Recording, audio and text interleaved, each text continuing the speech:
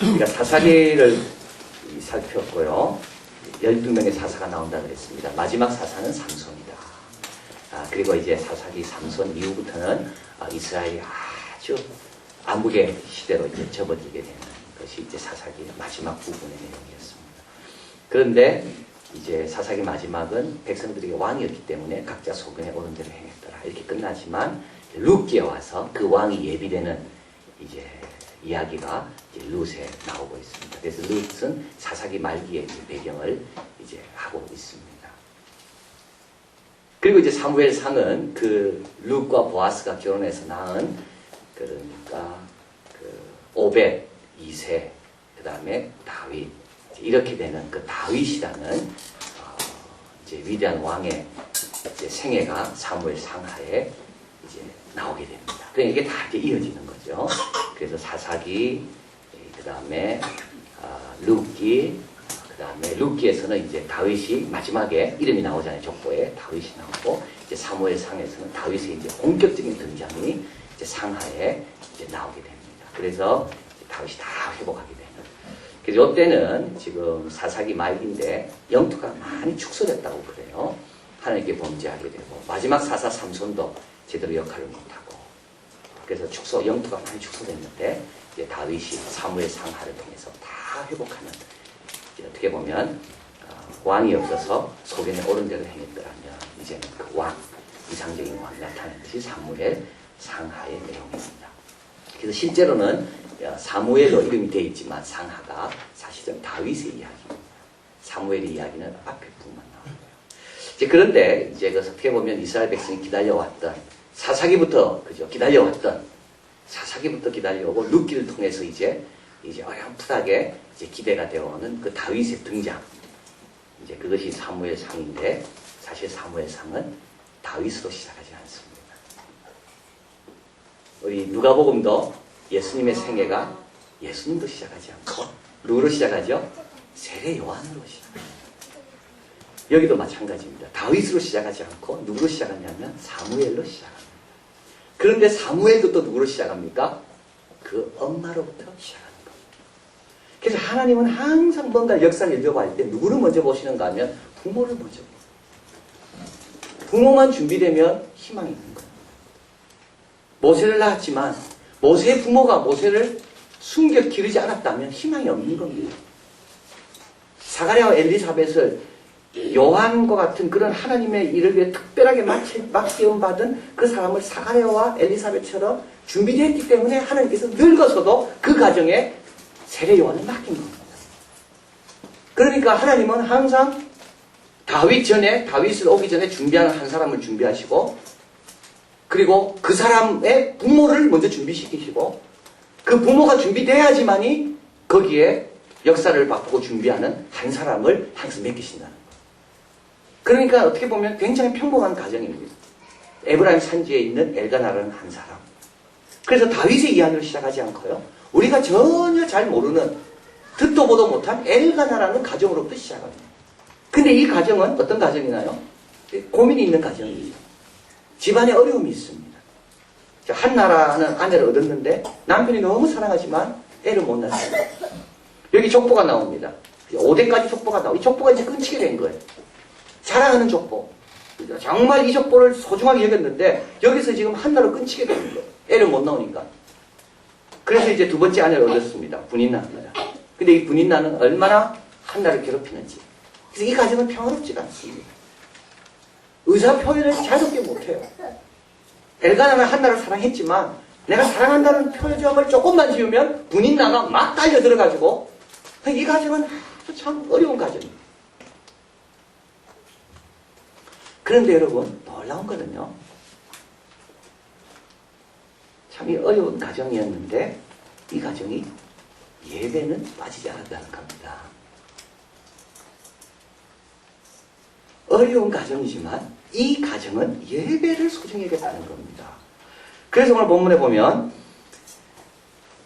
3절에 이 사람이 매년 자기 성읍에서 나와서 실로에 올라가 만군의 여호와께 경배하며 제사를 드렸는데 4절에 엘가나가 제사를 드리는 날에 제물의 분깃을 그 안에 분이 나와 그 모든 자녀에게 주고 한나에게는 탑절을 주고 여기 매년 올라와서 드렸던 제사는요 어떤 제사냐면 1년에 3번 의무적으로 보여야 되는 제사가 아닙니다.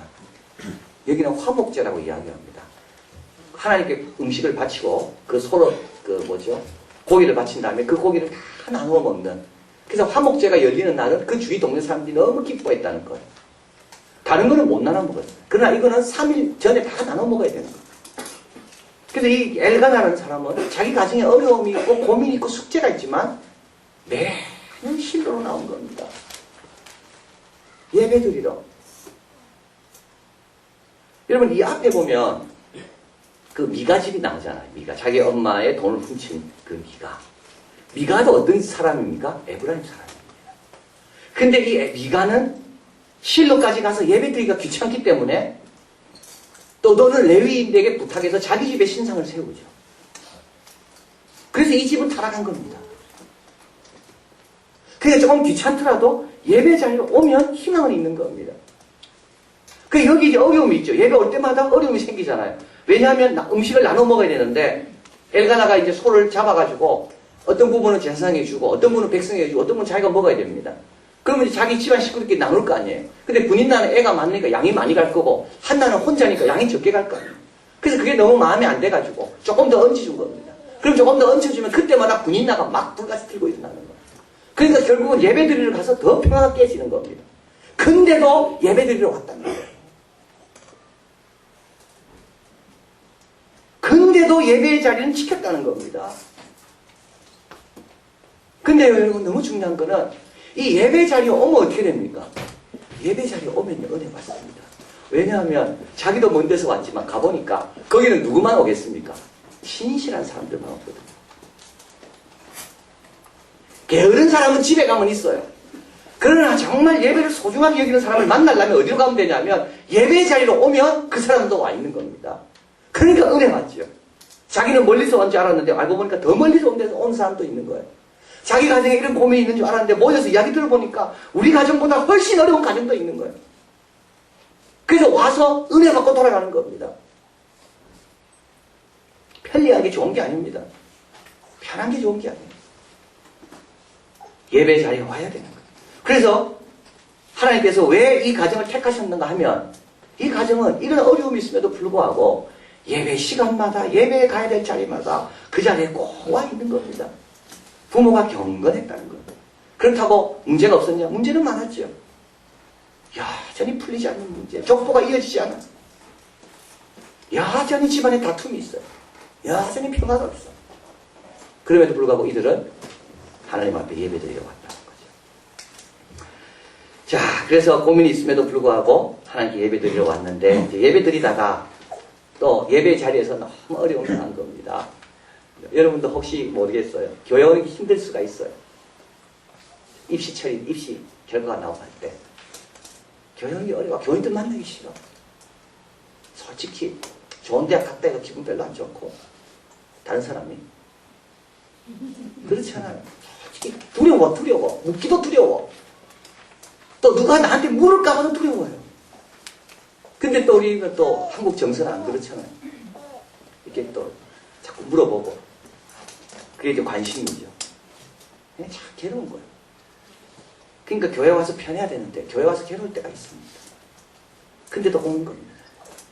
근데 그때 한나는 뭐 했는가 하면 이때 하나님 앞에 와서 기도했다는 거예요. 이 문제를 하나님이 집에 와서 거기서 해결했다는 거예요. 자, 그래서 오늘 본문에 보면 남편 엘가나가 그에게 이르되 한나 어찌하여 울며 어찌하여 먹지 아니하며 어찌하여 그대의 마음이 슬프냐. 이게 어디서입니까? 이게 실로 성소입니다. 성소. 예배드리러 와서 그런 겁니다.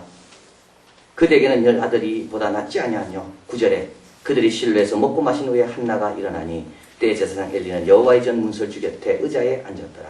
한나가 일어납니다. 10절 같이 읽을까요? 한나가 마음이 괴로워서 여호와께 기도하고 통곡하며 11절에 서원하여 가로되 만군의 여호와여 만일 주의 여종의 고통을 돌아보시고 나를 생각하시고 주의 여종을 잊지 아니하사 아들을 주시면 내가 그의 평생의 그를 여호와께 드리고 삭도를 그 머리에 대지 아니하겠나이다. 12절 그가 여호와 앞에 오래 기도하는 동안에 엘리가 그 입을 주목한즉 도망간다고 문제 해결되는 게 아닙니다. 내가 실로에 안 오면 문제 해결되는 게 아니에요. 문제는 어디서 풀어야 되는가? 실로에서 풀어야 되는 겁니다. 그래서 한나는 여기서 이제 기도하는 겁니다. 하나님, 왜 그랬습니까? 우리 집처럼 이렇게 경건한 가정이 있습니까? 매년 와서 소를 잡아서 식구들과 다른 동네 사람과 나눠 먹고 이렇게 예배 드리는데도 왜 우리 가정에는 애가 없습니까? 나에게는 애가 없습니까? 막 기도하는 거죠. 그때 이제 한나가 깨닫게 되는 게 있습니다. 한나는 소우주고 이스라엘은 대우주라는 거예요. 이 고통은 사실은 하나님의 고통이라는 것을 한나가 깨닫게 됩니다. 여러분이 당하는 우리 가정에 있는 고통은 사실은 하나님의 고통일 수가 있습니다. 그래서 그 고통을 나눠 갖는 거죠.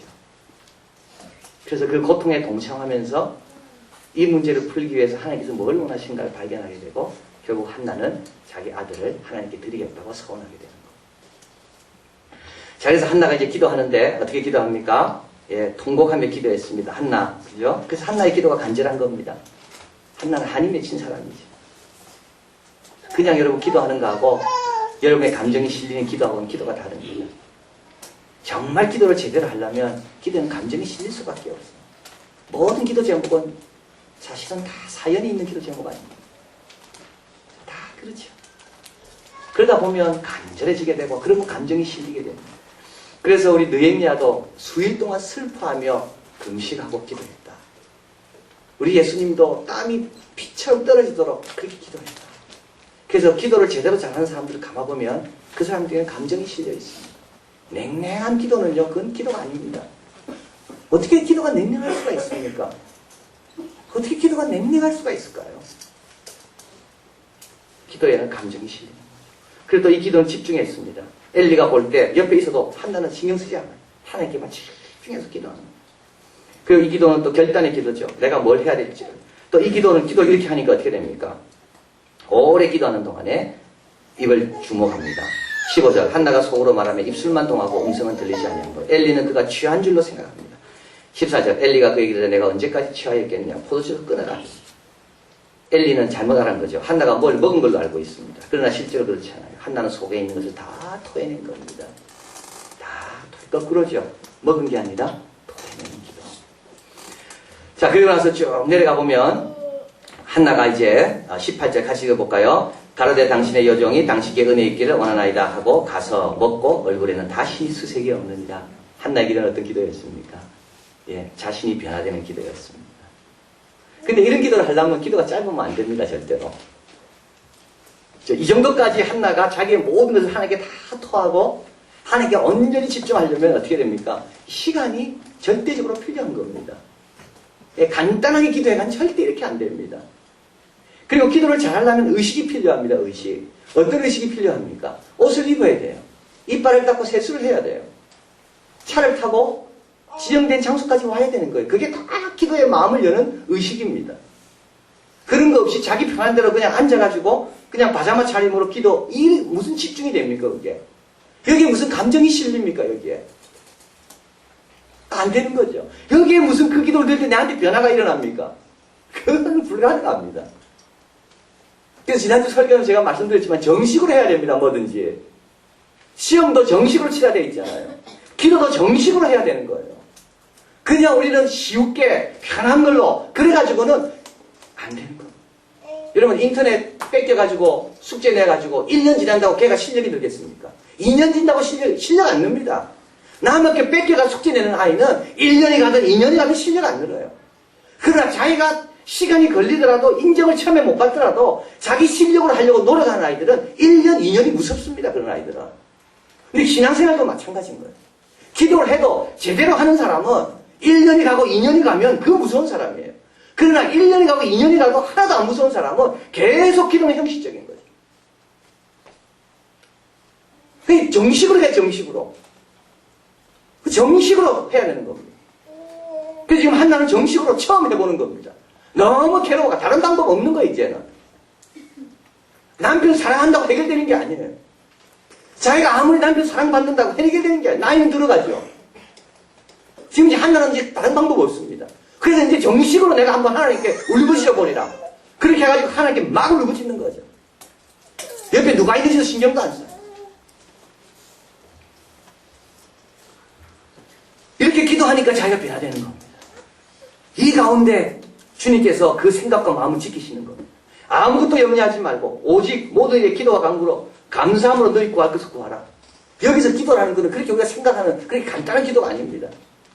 운전하면서도 기도할 수 있고 걸어가면서도 기도할 수 있습니다. 그거는 이런 기본적이 된 사람이 걸어가면서 기도할 때 은혜가 되는 거지, 하나님과의 충분한 시간도 안 되면서 걸어가면서 그건 안 됩니다. 자, 그래서 오래 했다고 되어 있습니다. 12절, 그가 여호와 앞에 오래 기도하는 동안 오래 기도했습니다. 여러분, 기도 좀 많이 하면 얼마나 좋을까? 자, 그렇게 해서 이제 기도를 끝내니까 이제 한나가 마음이 편안해진 겁니다. 하나님 앞에 다 토해낸 거예요. 다 토해내고 또 하나님 뜻도 좀 느끼는 것 같아요. 내가 이렇게 어렵지만 실제로 우리 하나님은 더 답답하시는구나. 나는 소우주라면 하나님은 대우주인데 이 대우주의 마음을 내가 이제 조금 알았구나. 여기에 하나님의 뜻이 있구나. 그래서 한나가 아들을 낳으면 내가 그 아들을 주님께 드립니다. 여러분, 한나는요 혼자 지내는 게 익숙한 사람이거든요. 그래서 사실 한나는 그렇게 사랑이 준비시킨 겁니다. 한나가 처음부터 애를 낳았다면 애 없이는 한나는 못 살 거예요. 그러나 한나는 처음부터 애 없이 지내봤어요. 그렇기 때문에 한나는 애 없어도 지낼 수 있는 어떤 훈련과 준비가 된 겁니다. 그게 한나는 두렵지가 않아. 아이를 들여도. 이게 다 하나님의 깊은 계획이 여기 있는 겁니다. 그냥 안 주신 게 아닙니다. 한나같이 준비가 돼야지 애를 낳아도 하나님께 드릴 수가 있는 겁니다. 자, 그래서 이제 한나가 이렇게 기도합니다. 열심히 기도하고 18절 같이 있습니다. 가로되 당신의 요정이 당신께 은혜 있기를 원하나이다 하고 거기 가서 먹고 얼굴에는 다시 수색이 없느니라. 여기 은혜 있기를 원합니다라는 말이 나오잖아요. 이 은혜라는 말이 무슨 말입니까? 이게 한나라는 말입니다. 은혜라는 말은 햄입니다. 햄. 한나라는 말은 은혜스럽다는 말입니다. 한나는 처음에 자기는 은혜가 없는 사람인 줄 알았어요. 하나님이 자기 사랑하지 않는다. 자기 이름하고 자기 삶하고 안 맞는 줄 알았어요. 그런데 기도하고 깨닫고 나니까 모든 게 은혜라는 걸 알게 됩니다. 분인나가 있는 것도 은혜. 분인나 없으면 기도 안 했을 거 아닙니까? 분인나가 없으면 한나는 고민이 없었을 겁니다. 그런데 분인나가 있는 것도 은혜구나. 내가 아기가 없어서 아버지의 마음을 안 것도 내가 은혜구나. 이런 좋은 엘가나 남편 얻은 것도 내가 은혜구나. 그리고 이런 시대에 내가 태어난 것도 내가 은혜구나. 뭔가 하나님을 위해서 할 수 있다는 게, 그래서 자기는 자기 이름의 뜻을 인지한 겁니다. 아, 한나. 그래서 우리 부모가 나를 한나라고 하는 게 내가 다 은혜구나. 그걸 내가 몰랐구나. 그래서 당신의 요정이 당신께 은혜 있기를 원하나이다 하고 먹고 얼굴에 다시는 수색이 없느니라. 19절 같이 있습니다. 그들이 아침에 일찍 일어나 여호와 앞에 경배하고 돌아가서 라마의 자기 집에 이르니 나 엘가나가 그 안에 한나와 동침하며 여호와께서 그를 생각하신지라. 자, 이게 무슨 뜻이죠? 네.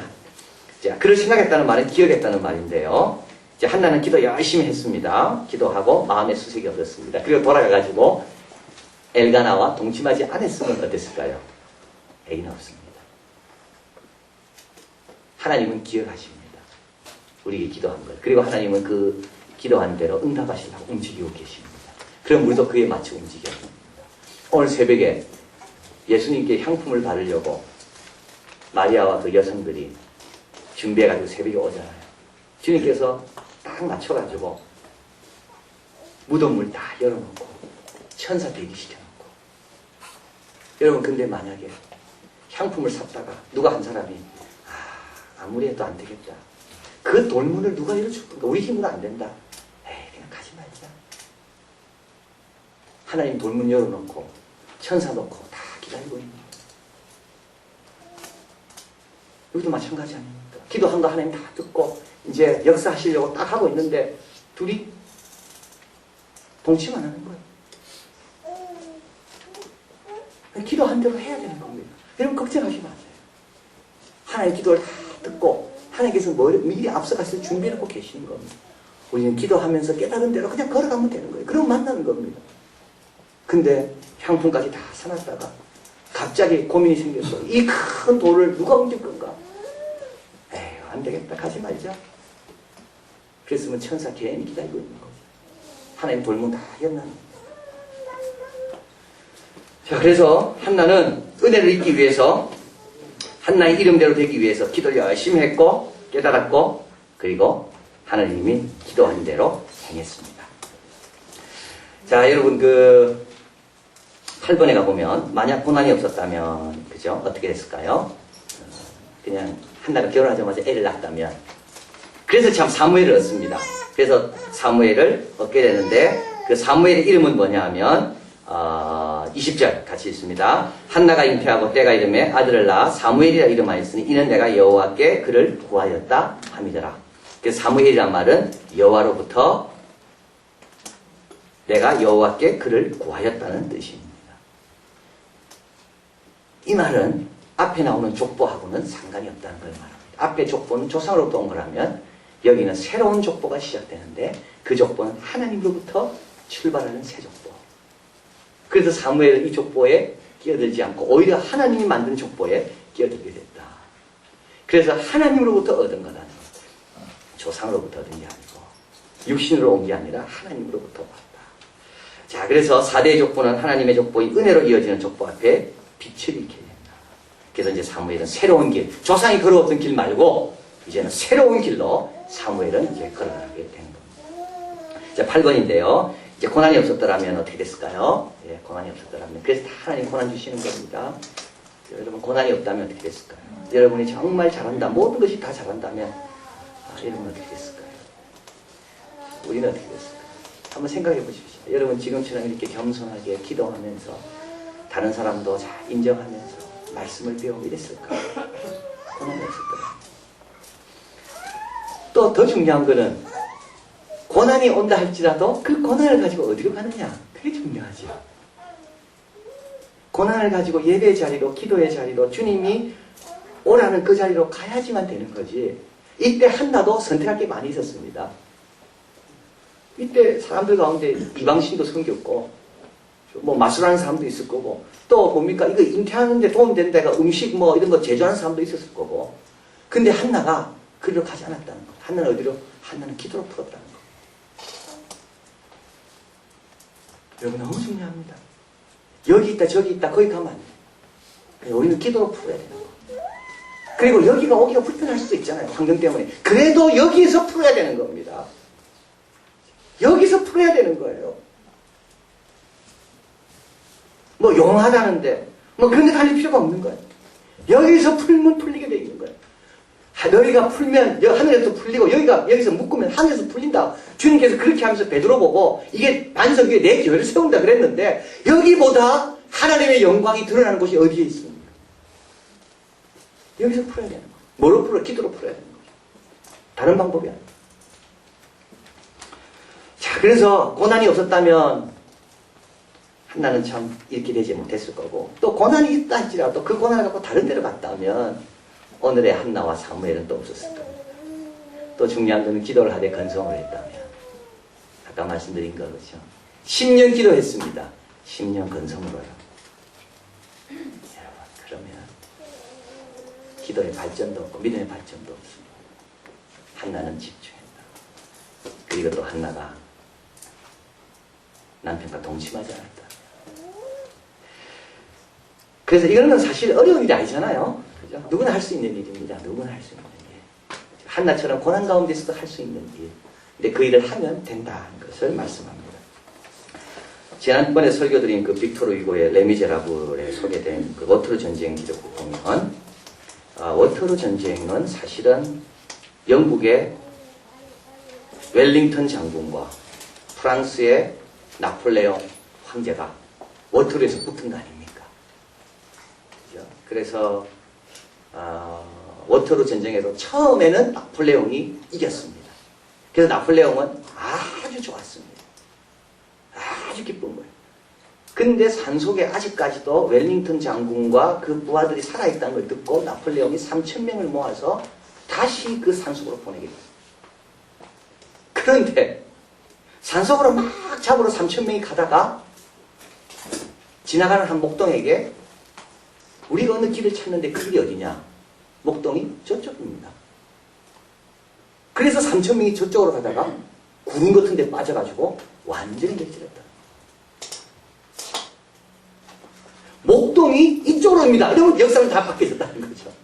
목동이 저쪽입니다. 이래서 저거 믿고 저리 가다가 완전히 패했다는 거예요. 그리고 나폴레옹은 세인트 헬레나 성공을 유배했다. 그래서 빅토르 휴고는 이 책에서 이렇게 말합니다. 제왕들은 다시 왕에 오르고 유럽의 지배자는 우리 속에 갇히고 구체는 신체자가 되고 지상의 모든 빛과 그림자는 완전히 위치를 바뀌었다. 그 원인은 어느 여름날 오후 한 목동이 한 프러시아인에게 숲속에서 이렇게 말했기 때문이다. 이쪽 길로 가셔야지 저쪽으로 가셔는 안 됩니다. 그런데 빅토르 휴고는 이 책에서 운명이란 이런 모양으로 전환한다. 운명이라는 것이 엄청난 것 때문에 바뀌는 게 아니라 누구나 할 수 있고 누구나 그렇게 할 수 있는 그런 걸로 인하여 운명이 바뀐다는 겁니다. 그게 바로 한나가 주는 우리에게 교훈입니다.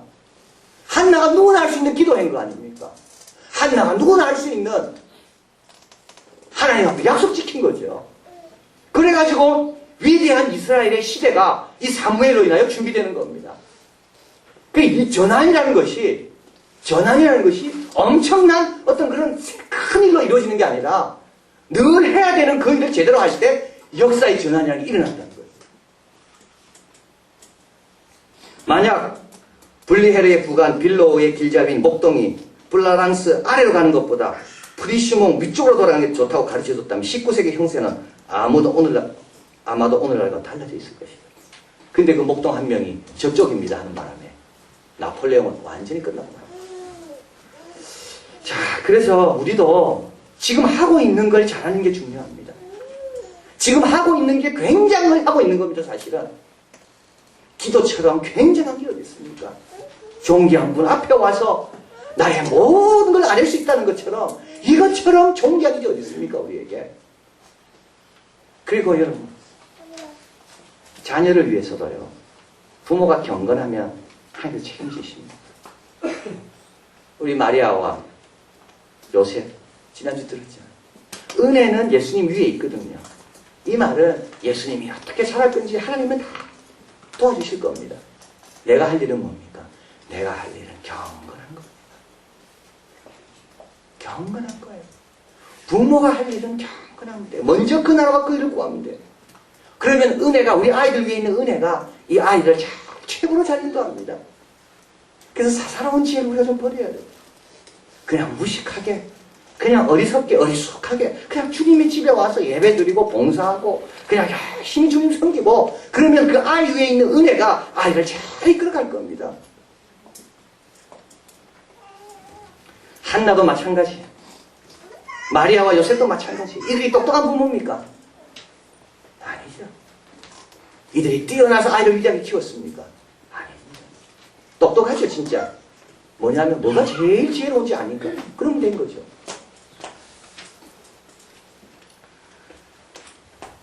자, 여러분, 우리도 나중에 후회할 일은 하면 안 되는데, 그죠? 기도가 이럴 줄 알았으면 더 기도할까? 기도하는 게 우리 아이에게 이렇게 축복이 되는 줄 내가 알았더라면 그냥 기도할 걸. 나는 딴 거 하지 말고 먼저 그 나라와 그 일을 구하면 모든 걸 채우신다 그랬는데, 근데 여러분, 그 채운다는 거는요, 지금 당장 채우는 게 아닙니다. 우린 지금 당장 효과를 보려고 자꾸 세속적인 방법을 가죠. 지금 당장 채운다는 말은 두고 하나님께서 채워주신다는 말입니다. 지금 당장 이번 학기 성적 그게 아니라 이 아이에게 정말 하나님의 도움이 필요할 때 그때 하나님께서 기적적으로 역사하셔서 이 아이를 책임지신다는 말입니다. 그래서 이런 것이 올 때 우리는 믿음으로 이겨내야 되는 거예요. 흔들리면 안 되는 거죠. 왕위를 받아 갔다 그랬잖아요. 그 왕이 돌아올 겁니다. 근데 중간에는 다른 사람들이 막 꼬드깁니다. 왕 안 올 거다. 마음대로 살아라. 속았던 사람은 왕 왔을 때 다 낭패입니다. 그러나 속지 않고 왕은 올 거다. 왕이 맡긴 거 열심히 하면 왕이 와서 상 줄 거다. 흔들리지 않고 끝까지 한 사람은 왕이 왔을 때 다 한 문화서 10문화 남긴 사람은 10고을을 다스리게 되고 5문화를 남긴 사람은 5고을을 다스리게 되고 그래서 하나님께서 우리에게 말씀하시는 바는 뭡니까? 룻도 마찬가지입니다. 룻도 마찬가지야. 룻의 이야기도 똑같은 겁니다. 그냥 희생하고 자기 거 비우고 시어머니 안 된 거 생각해서 시어머니 위해서 자기 드리고 그러니까 하나님께서 룻을 그렇게 축복하셨어요. 누가 제일 지혜로울까요? 누가 제일 무서울까요? 정식으로 하는 사람이 제일 무섭습니다. 정식으로 하는 사람이 제일 무섭고 누가 제일 불행합니까? 하긴 하지만 제대로 하지 않는 사람. 기도는 하지만 제대로 하지 않고 기도하시겠습니다.